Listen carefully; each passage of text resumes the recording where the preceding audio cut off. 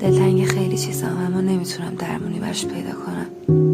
این دلتنگی جزئی از من شده، نمیشه قایمش کرد، چون بیشتر وقتا پیداش میشه، اصلا همیشه هست، حتی وقتی همه چی خوبه.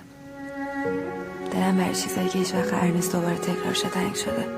این دلتنگی دیوونه کننده است. ممکنه خنده دار باشه، اما یه وقتی از این دلتنگی لذت میبرم. اما از چی؟ نمیدونم. یه سری چیزا رو حتی اگه تمام زندگی تو حراج بذاری و خودت هم بکشی درست نمیشه. و اگه بخوام رو راست باشم، همه ما دلتنگ خواهیم.